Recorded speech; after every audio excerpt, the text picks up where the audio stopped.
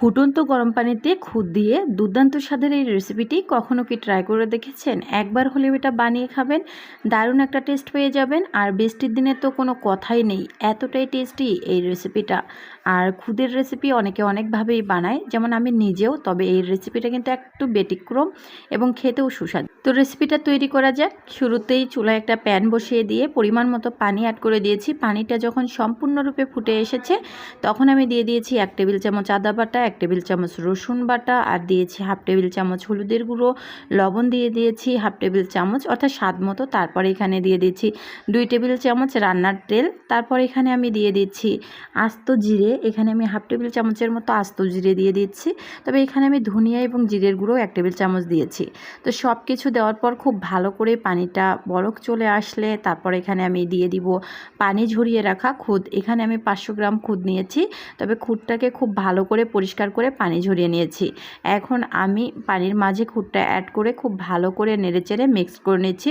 তো এখানে কিন্তু আমি 2 টুকরো দারুচিনি এবং একটা সাদা এলাচি আর 2টো লবঙ্গ গোলমরিচ দিয়েছি, আর সাথে বেশ কিছুটা কাঁচামরিচ ফালি করে দিলাম মাঝখান থেকে, তাতে করে সুন্দর একটা ফ্লেভার আসবে। এবার ঢাকনা দিয়ে ঢেকে এটাকে রান্না করে নেব। এটা রান্না করতে মোটেও সময় লাগে না, 10 মিনিটের মাঝেই রান্নাটা কমপ্লিট হয়ে যায়। তবে পানির পরিমাণটা আমি বলে দিচ্ছি, 1 কাপ খুদের জন্য কিন্তু 1.5 কাপ পানি নিতে হবে, মোটেও 2 কাপ পানি দিবেন না। এটা কিন্তু চালের মতো না, খুদ সিদ্ধ হতে পানিটা একটু কম লাগে। আর পানিটা প্রথমে ফুটে নিয়ে তারপর এভাবে রান্নাটা একবার করে দেখবেন।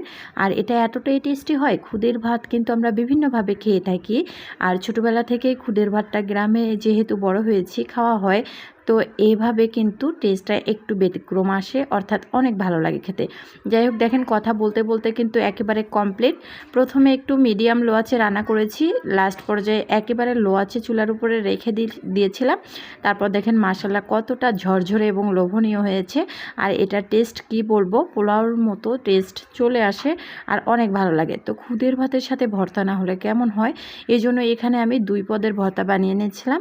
তো ভর্তার রেসিপিটা পরে একদিন শেয়ার করব। এখানে লাউয়ের খোসা এবং মসুর ডাল দিয়ে একটা ভর্তা বানিয়েছিলাম, আর চিংড়ি মাছের শুটকি দিয়ে লোভনীয় একটা ভর্তা বানিয়েছিলাম। বৃষ্টির দিনে এমন খুদের ভাতের সাথে লোভনীয় ভর্তা হলে আর কি লাগে বলেন তো। সব মিলে জাস্ট অসাধারণ লেগেছিল আজকে সকালের খাবারটা। ভালো লাগলে ইউটিউব, ফেসবুক যেখান থেকেই দেখেন না কেন আমার পরিবারে যুক্ত হয়ে যাবেন। ভিডিওর কোনো অংশ একটুও ভালো লেগে থাকলে প্লিজ একটা হলেও লাইক, কমেন্ট, শেয়ার করবেন। আর অবশ্যই খুদের ভাতের এই রেসিপিটা একবার হলেও ট্রাই করবেন। এটাকে খুদের ভাত বলে না, আসলে এটাকে খুদের পোলাও বলা হয়। আর খুদের ভাতটা তো অন্যভাবে রান্না করা হয়। একবার হলেও মজার এই রেসিপিটা ট্রাই করে দেখবেন আপু এবং ভাইয়েরা। এটা বানানো একদম সহজ। যাই হোক, রেসিপিটা দেখার জন্য অসংখ্য ধন্যবাদ। ভালো থাকবেন, আল্লাহ হাফেজ।